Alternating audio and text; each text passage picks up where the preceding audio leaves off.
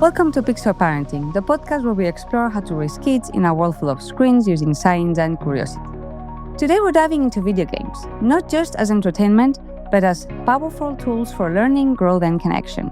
If you ever wondered why your kid plays, what they're learning, and how to tell the difference between healthy and unhealthy gaming, this conversation is for you. I'm thrilled to welcome Dr. Kelli Dunlap, a licensed clinical psychologist, game designer, and executive director of Take This, a nonprofit promoting mental health in the game industry. Kelli's unique background bridges science, storytelling, and play. She holds a doctorate in clinical psychology and a master's in game design, and her work has been featured at GDC, PAX, and the American Psychological Association for its groundbreaking integration of therapeutic principles into game design and play. Together, we'll unpack what games can teach, why kids play, and how parents can spot and support healthy gaming habits.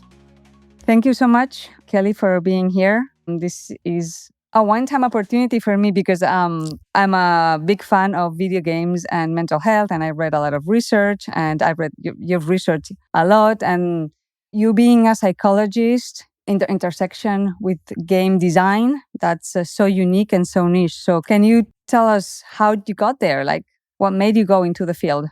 I come from a family of gamers. Anytime my family gets together, the cards come out. We play all sorts of card games, like whether it's blackjack or like card games that are just kind of within our family, board games. And so that's just always been a big part of my life growing up. And then when I started going to college, I met a group of people who really enjoyed the game Halo. Halo 2 was just about to come out. Halo 1 had already been out. And it's kind of what brought our floor together. We would have LAN parties. We'd pile into each other's rooms and play split screen on this tiny little TV. I don't know how we did it. And so there's a lot of love and companionship and friendship and like good memories associated with gaming. And in undergrad, I was studying psychology. And I had to do like undergraduate research. And at the time that I was coming through, this is like 2004, the only research around video games was around the connection between violent video games and violent behavior. And, as someone who had been playing games my entire life, I had a Sega Master System and a Genesis and like a PS2, like I'm playing my entire life. And my experience on my floor was like, this can't be it. Like I've been playing these kinds of games and they've only brought me closer. They've only made me feel more connected. So I started doing research, little baby research there. And then when I went into my graduate program, it's not like there was a games and mental health program. There still really isn't, although there's a lot more options now. And so I just kind of brought gaming into everything that I did in my doctoral program. So if I had to analyze Freud's work, I tried to do it through the lens of a video game. And if I was talking about like family relationships, let's talk about how families show up in games. So I was just trying to find ways to bring it in. And then when I was on my practicums, my training sites, I worked with a lot of kids and a lot of teens. And guess what? They all played games and they all loved games. And gaming was such a big part of developing rapport and understanding their world and their language and what mattered to them. And so I did my dissertation research on that as well. And then when I graduated, I was like, yes, I have done the thing. I have my doctorate. I'm ready to like go on postdoc. And I couldn't find anybody to take me. Nobody wanted to work around video games. Everybody was very afraid to like touch that. So I actually ended up, 4 months after graduating from my 5-year doctoral program, I entered a 2-year master's program for game design. And I kind of did the reverse. I brought psychology into everything I was doing in games. So if you're making a game sketch, like we had to redesign a classic board game to have like a different rhetoric to it. And so I redesigned Jenga to have like little stressors on the tiles. And then the stressors added up and there were cards. There was a lot going on. But basically I was like, okay, so this Jenga becomes a visual representation of the stress in our lives. And like the more stress we have, the more our foundation gets pulled, the more unstable things become. And eventually we topple over. And so I just kind of like kept mixing the two together because it felt like such a perfect intersection. And then, I graduated from that. And I kind of like what do you do when you're done with school, when you went to 23rd grade? What comes next? And so it's just been kind of a process of, I went back, I got my license, I started practicing in my own right. I got matched up with some nonprofits that were doing games and mental health work. And I've just kind of been, moving forward from there.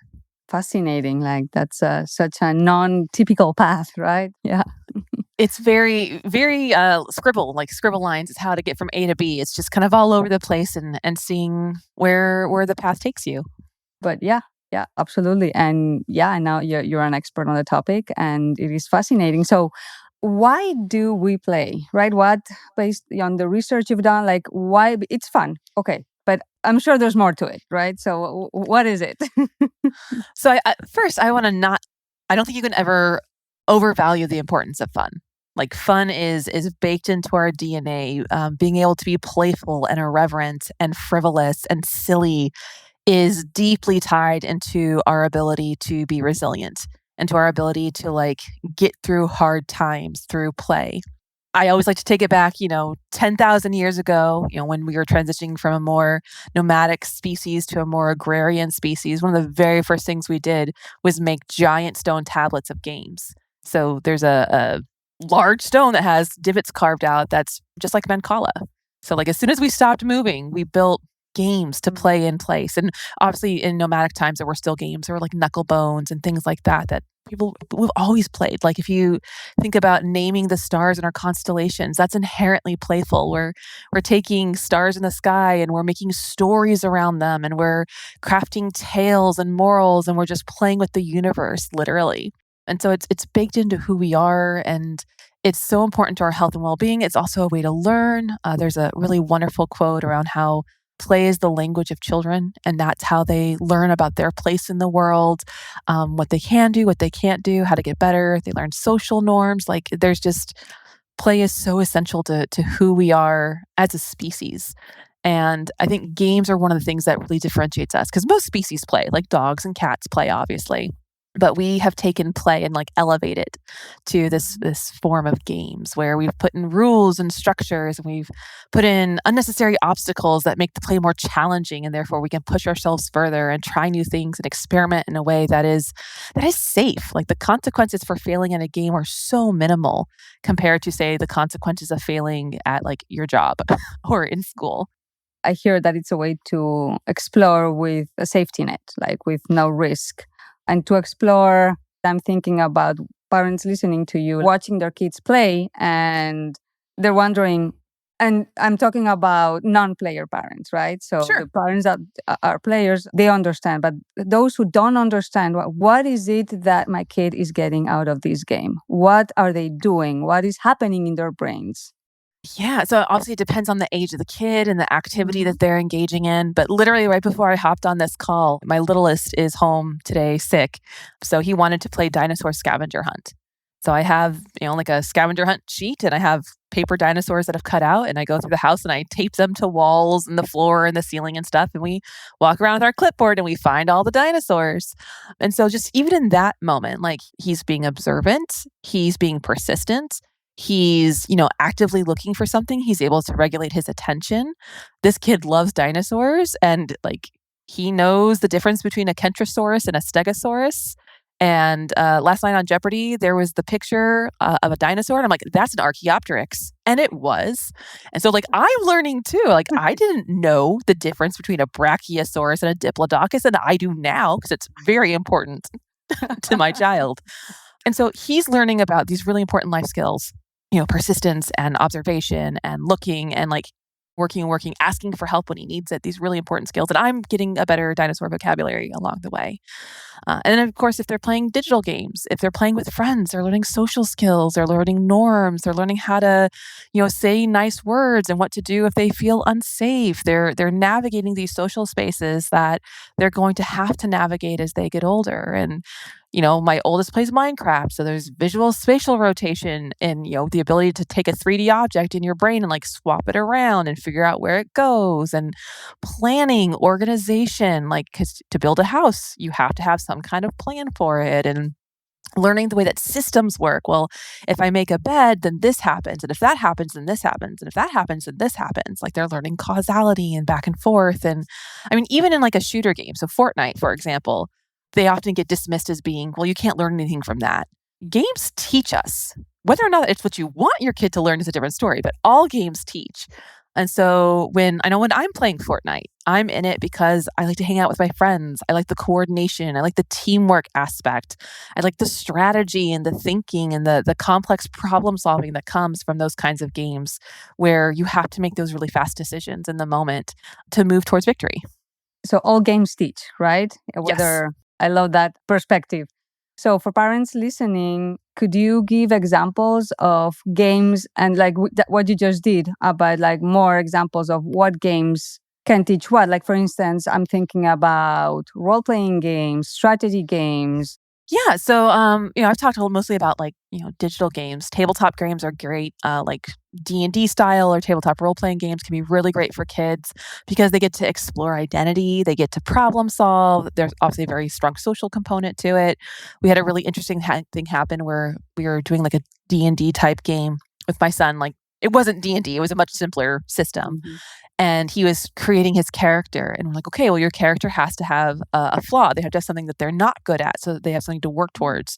And he couldn't do it. He's like, but I don't want to have a flaw. I don't want to have a weakness. Why can't I just have like top scores across the board? And so it was actually really tough. We actually couldn't end up playing because he wouldn't complete the character sheet as it was.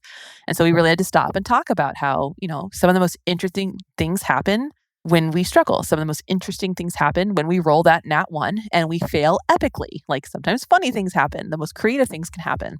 And so that was a really hard thing for him to learn, and we still struggle with it. So just that idea of like not everything has to be perfect. There are things that we can work towards. And if you fail, like you roll nat one and you fail, it's okay. Because something's going to happen and then we're going to cope with it. We're going to figure it out. We're going to recover. We're going to like navigate around it. So that's great. Board games in general. He's only 4, but he has started playing like Chutes and Ladders and Trouble, and there's a little math game that he really enjoys. And so it can be as straightforward as like, here's a math game. I'm sure most of us remember number crunchers. We played that a lot in school on the computers. Of you had to eat the numbers based on your multiplication tables, or it's just a playful approach to learning. And then so like it's very clear what the learning is there. But then when you get to more abstract things like say Minecraft or Fortnite or even like Dungeons and Dragons, it's really important to ask your kid what they're getting out of it.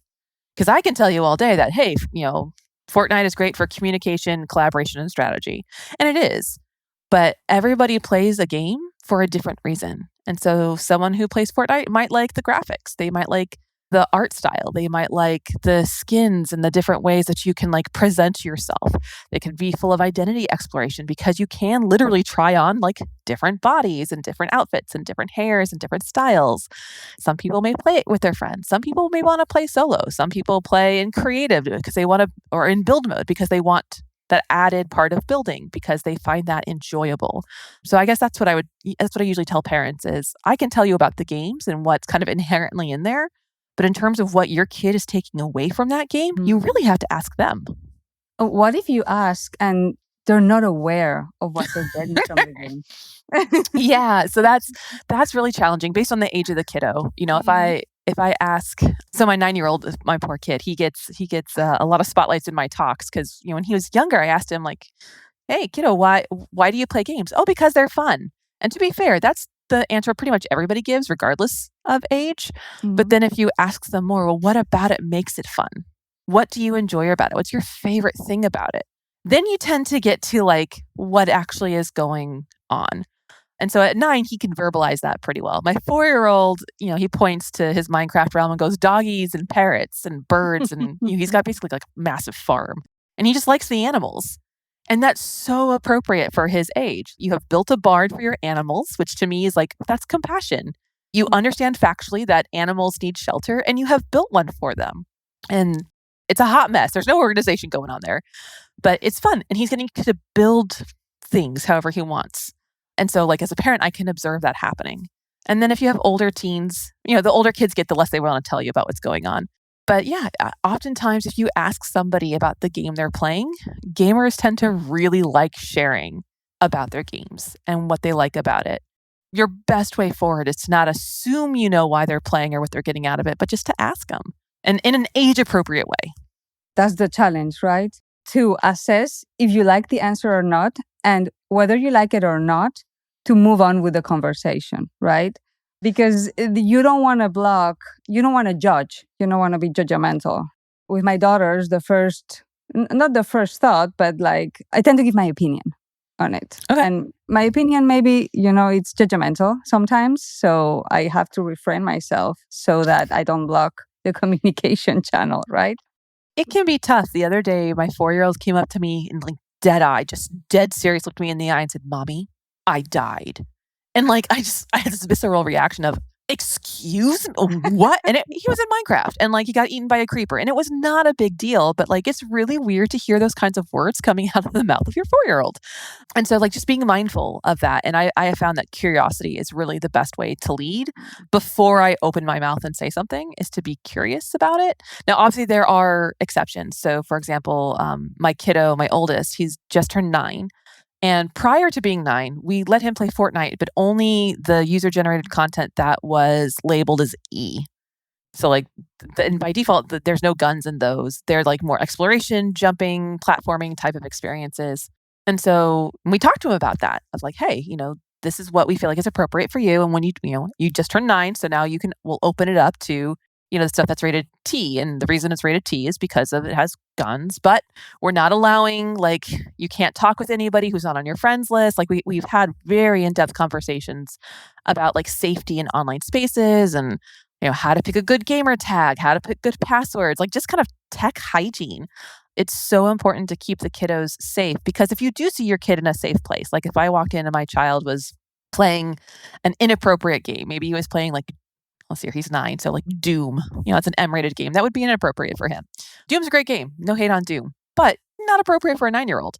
Then it's okay for me to step in as a parent and go, "Hey, this isn't appropriate for you. This is a game that is rated for people who are 18 and older because of the content that's in it. There's some scary, there's blood, there's gore. There's a lot of things in here that's not appropriate for a 9-year-old. So no, you cannot play that." Or if there's a safety concern. This actually happened to me the other day. My son was playing and he's like, "Mommy, someone joined my game and I don't know who they are." And like, parental settings have been set. And I'm like, and it's someone, so he was playing under my account and one of my friends had joined because they thought I was playing, but he instantly flagged for me that someone had joined his game. And so once I made sure that everything was safe, they were like, "Okay, so this would happen." I changed some of the settings so my friends couldn't join and it was all fine. But like that would be good that he flagged it, right? Yes, that's what you want the kids to do. Yep, we've talked about it so much of like, hey, this is who's allowed and this is who isn't, and the consequences of this is like trust is built, and so you are getting more trust and getting to do more things as you get older because you're proving we can trust you. If you break that trust, then things are going to start getting taken away, and we're going to have to be more careful in what we do. And so like every child's needs are going to be different. Every parent's risk assessment and limits are going to be different too. But yes, like you said, generally starting with not jumping to a conclusion, remaining curious and bringing that curiosity, because if they're talking to, that's what we want. Even if we don't like what they're saying, we want them to talk and communicate about what's going on. And then once we have kind of a fuller understanding and we're able to put that judgmental bit aside and we can look at what actually is happening. And what is my role as a parent in this moment? Is it to listen to my kid? Is it to support my kid? Is it to give gentle correction? Is it to put up barriers? Is it to prioritize safety? Like, what is the role I should take in this moment? What's needed in this exact situation? And go from there. Sounds great and doable. Well, I don't know about that. That's a big ask. Like, don't get me wrong. It is so hard because at the end of the day, you've just done full days of work. You've probably made dinner. It's after dinner and your brain is fried and you're folding laundry. And the last thing you want to think about is like, what is the safety rating on this game? Yes. And it's just one more thing that we ask of parents. But it is the same thing of like, you know what? If your child was going to go to the playground, you'd want to know which playground they're going to. You would be aware of like if they have to cross busy streets. You'd want to know who they're there with. And you'd want to set like limits around when do you have to be home. And if they're under a certain age, you would not send them there by themselves. Like you would want to be with them or have another responsible adult there. So it's one of those things of, yes, it is asking more of parents. And I always want to be really mindful of that as a parent. Like there's already so much asked of us. But also, it's not that different than the best practices we know for offline digital spaces. I agree. Yeah. When I said it's doable, I said it's doable in the sense that it's not nuclear science. Yes. I didn't mean it was easy. No, that's great. Yeah. Doable, but not easy. Yeah. Yes. Yeah. Patience and all of those things at the end of the day are lacking usually. Yes. Yes. So from a mental health perspective, What would you say it's a healthy relationship with video games versus a non-healthy relationship with video games? So this comes up quite a bit in my clinical work. And typically what I'm asking is like, are you happy with the time that you're playing? Are you able to do all of the things that are needed of you in your day to day as a human student, whatever it is? And then are you happy with the time you're spending? Because most people, when they're in a good relationship or a healthy relationship with their games, is they'll say, yeah, I'm happy that I spent that time playing that game, or I feel better having played. I feel like my mood is higher, or I'm more relaxed, or like I'm so glad I got to hang out with my friends. I'm so glad I got to have fun and make progress on something. I feel accomplished. Like there's a general positivity, neutral to positive response after playtime. And what I look for as a clinician is when that's not the case. If you're feeling worse off after you play than when you started, if you yourself feel like, oh, I really don't want to play, but I feel like I have to because if I don't, I'm going to let my friends down. We've been planning this, say, a raid or something. And if I don't go, we don't have a healer. So I have to show up. Or, I really want to go to bed, but like, my friend just came on and I can do a couple more games. Like there's this kind of like obligation type of feeling or pressured into playing when you don't want to. And that is always a big red flag. And how you think about your gameplay. Because there's some people who play a perfectly normal amount of time, but then they internalize it as, oh, I wasted so much time. I wasted those 2 hours playing. And then I want to be really curious about, okay, well, there's a dichotomy here. If you spent 2 hours playing and then you regret it, there's something going on there. And it's not necessarily the game. It is clearly your perception of the value of that game and your time in there. And if you're not having fun, that's one thing. But if you enjoyed yourself, but then you're beating yourself up afterward about it, again, as a clinician, I'm very curious and I have a lot of questions. So yeah, just really what does that relationship look like? And does it mirror a healthy relationship as you would see in other spaces? Are you happy you read that book? Are you happy you went to that concert? Are you happy that you did that after school activity? Is it bringing joy or like a sense of accomplishment and fulfillment and improving your life? And if so, you're probably fine. But if it's bringing you down, if it's getting in the way of doing the things you need to do, then there's probably a problem there. What about kids or adults' self-awareness on their relationship to video games? Like when you say, I feel worse after playing video games than before, that is something you need to be aware of. Like you need to come to that conclusion as a parent, right? My child has finished playing video games and I don't know if they know they're feeling worse. Like how do you raise the awareness in children? Yeah. So obviously the age of the child matters a lot, but the obvious signs are like, is your child rage quitting? If my 4-year-old threw a controller the other day and I was like, absolutely not. We're done. You're going to your room to cool down. The TV is off. Like we're done. And it was, I don't know, a creeper got him something in Minecraft. And so like sometimes there's really clear signs. Or my oldest, when he was playing Fall Guys, I can hear him from the other room like get frustrated. That's not fair. And you could hear them like ramping up. And so the cool thing that I like about that is that's my opportunity to step in real time and address the issue. Like, hey, kiddo, I'm hearing a lot of like loud shouting. What's going on? And he'll tell me what's going on. And even the 4-year-old will tell me what's going on. And it's like, okay, well, it doesn't sound like you're having a lot of fun right now. You sound kind of angry, or I'm hearing you and it sounds like you're stressed or upset. What do you think about like taking 5 minutes to walk away or take a breather and then come back to it? Because I'm not yanking. I don't want them to associate if I share how I'm feeling, then the game gets taken away, because that's not the association we want. But if I'm hearing something like that distress, I want to check in and offer in real time coping mechanisms. Take a breath, take a break, go get some water, go run a lap around the yard, go do something to take care of this energy that's clearly building up. And then he comes back to the game. And if I hear it again, I'm like, okay, you know what? It sounds like this game needs to be put on pause. And why don't you go play something else? And as a parent, my job is to redirect. My job is to hear that and to be aware of it. I would say if your kid is playing and they finish playing and they're just their normal selves, again, that's that neutral state. Like we don't need everybody to be skipping with rainbows and puppies, but mostly like, do they seem like their normal selves after a normal amount of play? And again, to the point of if you tell a child to stop playing and they don't want to, they're going to be mad about it. That's not what I'm talking about. That's a completely different thing that I'm sure we'll get to and that can be really, really challenging. But like if they're in their play and they're enjoying it and they're having a good time, then yeah, that's the awareness comes from, at least for a child, is that the parent really needs to bring that out. I don't expect my 9-year-old to be mindful of it. Although I will say there were a couple times he was playing Fall Guys and he walked away. He's like, Mommy, it's just too much. I'm taking a break. And I'm like, that's great. I'm so proud of you. That's a good job. It's always going to be there. You can always go back. But yeah, go take a break. But they're not going to get there unless they see either us modeling it. So if we're playing games and we're getting frustrated and we choose to walk away, that's great.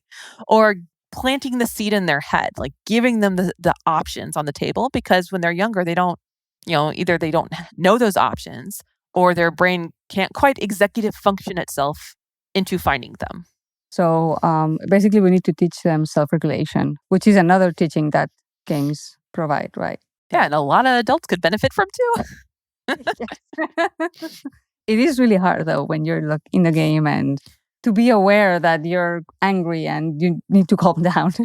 Yeah. And how valuable is that? Because, if a kid's at school and they feel that stress and that pressure and that tension coming up, if they've had practice at home of when I feel like this, I throw things or I get in trouble or I need to take a break. It's such this great rehearsal space where they can have those feelings, learn to notice those feelings, and then hopefully have coping strategies for how to manage those feelings in a way that keep them and the people around them safe. Yeah, and so useful for life, at work, everywhere. Yes. With friends. Everywhere. Family. Oh, yeah. Yeah. So you mentioned when you gaming time is over, because I know time is not the only important variable in gameplay, but let's assume there a lot of families use time as a constraint, right? How do you manage that situation where they don't want to stop and you need them to stop? Yeah. So again, varies by age. But what I would say for our older kiddos, like 9, 10, early tweens, where you still kind of have control, but they are, so not teenagers where they're more independent, but more, younger that still need to pay attention and listen. It's just being really clear about expectations. So I know our family, we eat dinner together every night at the table. It's not always at the same time because, again, we're far from perfect. That would be ideal. But, we give them a heads up. Hey, guys, dinner's going to be ready in 10 minutes. So whatever you're doing, finish up your game, hit your save point, hit your checkpoint, save things up, wrap it up because dinner's going to be ready in about 10 minutes. So that's a really helpful alert for them to know that it's coming. So we're not surprising. We're not yanking cords. We're letting them know. Do they ever actually finish on time? No. Again, just what realistic expectations here. I usually have to remind them of, okay, guys, it's time for dinner. I need you to stop. And then I give them a grace period of okay, you know what? I've told you dinner's ready and it's on the table. And if you're not, if their little selves are not in their seats within 30 seconds to a minute, I'll hey, dinner's on the table and you need to come sit down or I'm going to go in there and turn off your console. There's different ways of thinking about it, but that there are consequences and they're directly tied to their actions. So the other day, my youngest just refused to come to eat breakfast. And it wasn't even a video game. He was just playing a board game on the floor and he still wouldn't come. And so he didn't get breakfast. And he was like, I'm hungry. I'm like, well, lunch is in 2 hours. Yep. The natural consequences of the choices that they're making. And, again, for 4-year-olds, that might have been a little tough on him. But yeah, so that's really helpful. So the time, the alerts, knowing what your kid is playing. So for example, if a child is playing a game that's cooperative and they're on a team, maybe they're in the middle of a game and quitting that would actually be detrimental to their team. It might, if you're not a gamer, well, who cares? Well, if you're playing with your friends, and you quitting in the middle of a game is going to make your team lose, as a kid, that feels awful because you've let your friends down and you let your team down. And you can't pause it, as opposed to a Roblox or a Minecraft or something where you can pause and walk away. And then it will be there when you get back. So having an awareness of expectations. I know for Fortnite, my average game is 15 minutes. And so if it's approaching dinner time, okay, well, you probably, this is going to be your last game, okay? Then we're going to stop for dinner because you can't get through another game in the 5 minutes between when you finish and when you start. So setting those kind of expectations for them and that kind of guidance around it can be really helpful. Some kids have a really, really hard time disengaging. And so knowing those natural pause points in a game, like the end of a match or, in Minecraft, okay, you know what? Everybody went to bed. We're going to stop right there for the day. And you can come back to it after dinner. Or you can come back to it after your homework. It makes more sense for them and it's easier to step away at those logical disengagement points.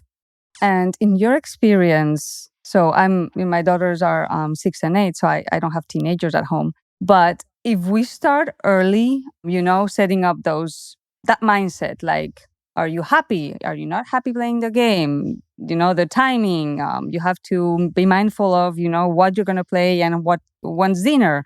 When they're younger, does that mean, do they learn it from when they're teenagers and they can manage themselves, in your experience in the clinic? That's a tough question.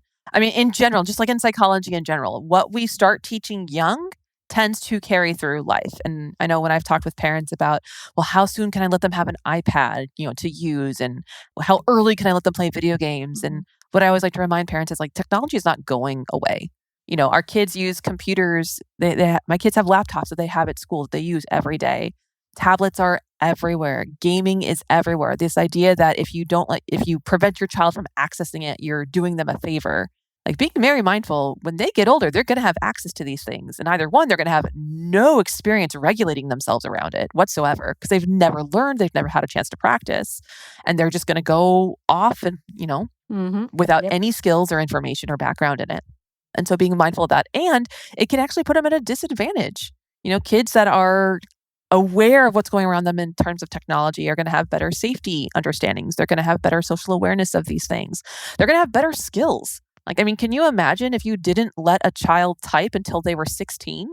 How far behind would they be? I don't even know if that's possible in today's world. Probably not. But I know there's some parents who are so rigid in, like, their tablet use. And I'm like, you do realize that, like, these are essential pieces of technology that our kids are going to use for the rest of their lives. Now, managing what's on the tablet, 100% agree. But, like, the tablet itself is not inherently evil. And yeah, again, as a parent, I'm never going to judge someone who says yes tablet, no tablet, but just trying to destigmatize the idea that tablets are inherently of themselves evil. That is a problematic approach to tech, because again, it's not going anywhere. And I remember when I was a kid, my parents, I was like 12 years old, they were having wine with dinner. And I'm like, I'm almost 13. I should have wine. And my parents were like, here. And it was revolting. And I think, like, when I was 15, I said that about beer, and I tried beer, and it was disgusting. And I didn't even drink through college. Like, I had no desire and I had no interest, because I had been allowed to, like, experiment, quote unquote, in a place that was safe. I got to try something, realize this is disgusting, and have no peer pressure about pretending that it was good. And so, like, that's what I want for my kids. I want them to grow up in an environment where they can ask questions, where they have the opportunity to learn and fail and make mistakes and check in. My 4-year-old somehow bought a $30 game. I don't know how, because our parental controls are, like, on lock, and I have to go back and fix that. But, like, that's a really great moment of, like, no, you can't do that. Let's talk about why we're not allowed to do that.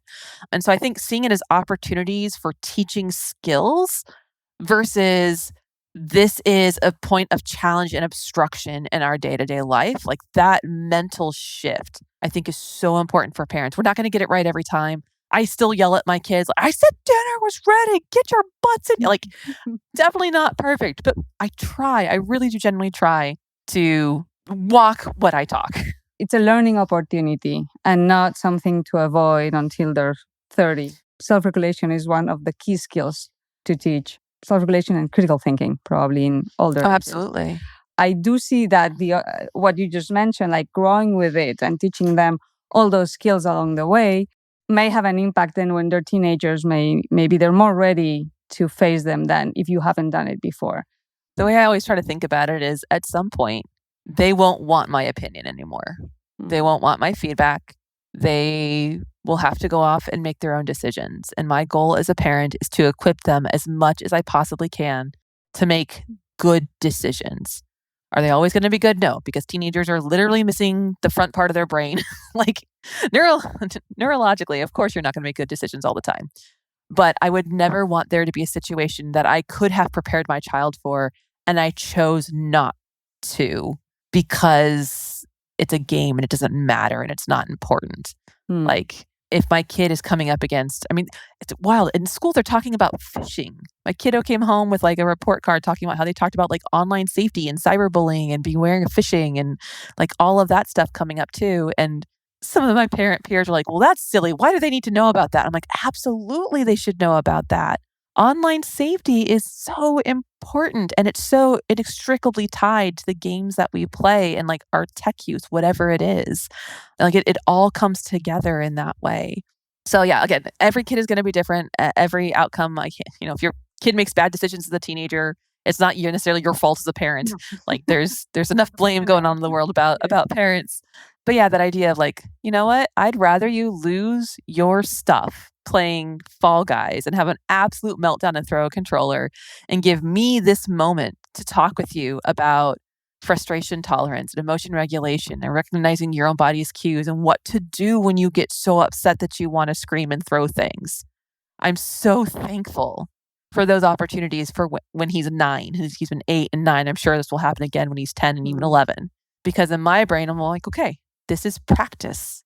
And hopefully this practice means that these similar kinds of things, whether they're in games or in the wider world, are less likely to happen and he's better prepared for them.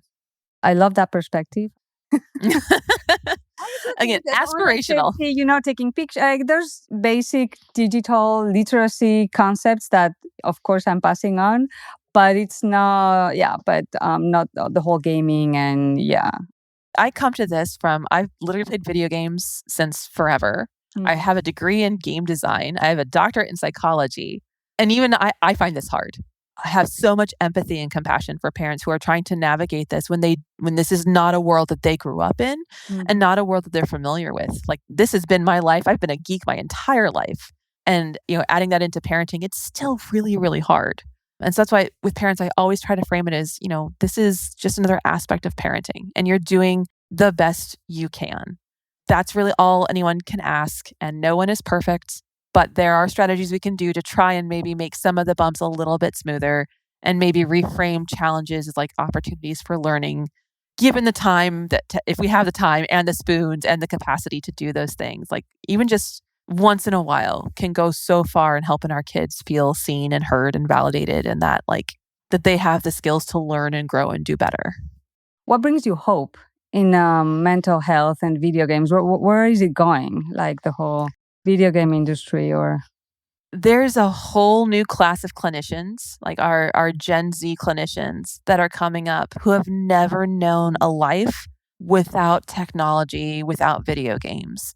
And they are so clocked in on using games therapeutically. I would say when I started, I did not know a single person who was interested in psychology and games in therapeutic capacities. Not that there weren't, but I'd certainly, like Sarah Lynn Bowman was probably out there doing work. Dr. Megan Cannell, I think, was doing some TTRPG work at that time. But it just didn't exist. And now I'm in Facebook groups with hundreds of people who are all mental health professionals or aspiring mental health professionals asking, how do I use Minecraft in therapy? How do I use this TTRPG strategy? How do I bring in the stuff that games have to offer into the room with my clients? And that gives me so much hope because it's very whiplashy. If I look what I went through when I was a student and coming through, and even when I'm still trying to get into professional spaces, when I'm trying to go to psychology conferences and get talks about games and mental health accepted, there's still so much stigma and there's so much pushback. And the amount of times I hear from fellow clinicians about, well, games are addictive and they're evil and they're bad and we shouldn't ever use them. And I'm like, whoa, no, you would never, ever say that if a kid liked soccer or football.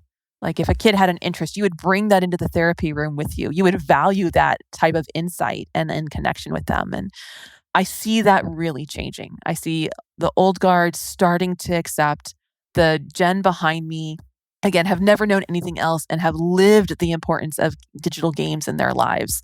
That is what brings me a lot of hope, is that I do see a way forward where we can use games in a way that is therapeutic and helpful and talk about them without having to first talk about violence or the scary stuff. I can say, hey, I study games and mental health, and people don't automatically assume I'm doing it for bad reasons, but that there is potential there.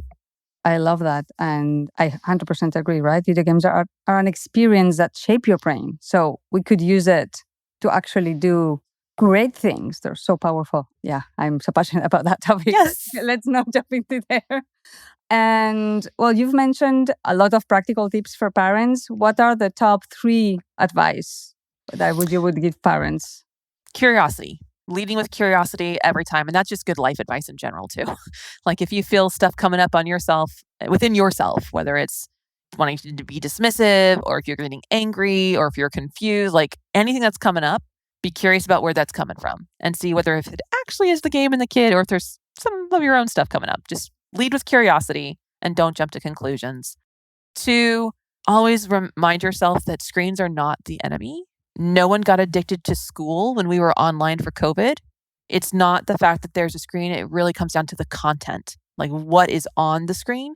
So just to be mindful of like all of the clickbait of, screen time destroyed a generation and the book, The Anxious Generation, like all of those are just, they're stirring a moral panic to make parents afraid of a tool that can actually be really beneficial to us as parents and as well as to like the development of our children. So that's the second one. And then 3 is just like be kind to yourself. Being a parent is absolutely the hardest thing in the world. And you're not always going to get it right. You're going to screw up. You're going to fail. I know I joke that my goal for my kids is for them to need less therapy than I do. Like that's the bar I've set for myself. Or like if they need to see a therapist, it's like a quick fix, not like years and years and years. And so just, you're not perfect. You're never going to be. And that's okay. Just if you're listening to this and you're wanting to connect with your kids, if you're wanting to use games in a way to have connection and better understand what's happening, that's always a really, really good indicator that you as a parent care and are active. That just means everything. I love it. Is there any contact info, like a website where parents can read your work or get involved in projects you're doing? How can they reach out? Sure. I am the executive director of Take This, which is a mental health nonprofit specifically serving game players and game developers. We have some resources at takethis.org that are geared at parents. We do go to different conventions. We have like handouts, like games to play with your kids, strategies for balancing gaming time with family time, things like that. So you can find those resources there. For me personally, my website is my last name, so DUNLAP, and then PSYD, so Dunlap, PsyD, my doctorate. And my research is on there. So the book chapters I've written, the articles, the interviews, all of that stuff, my contact information is on there as well, in case anyone is interested in reaching out. Thank you so much. This was super interesting and I got great tips. Good. Yes. Thank you so much for having me. Thank you for joining us in this episode of Pixel Parenting. A huge thank you to Dr. Kelli Dunlap for sharing her expertise and helping us reframe how we think about video games. Tools for learning, connection, and healthy growth. If you'd like to learn more about Dr. Dunlap's work, check out the nonprofit Take This and follow her talks and resources online. Links will be in the show notes. Remember, healthy gaming isn't about counting hours, it's about balance, connection, and curiosity. Thanks for listening, and don't forget to subscribe so you never miss an episode. I'll see you next time on Pixel Parenting.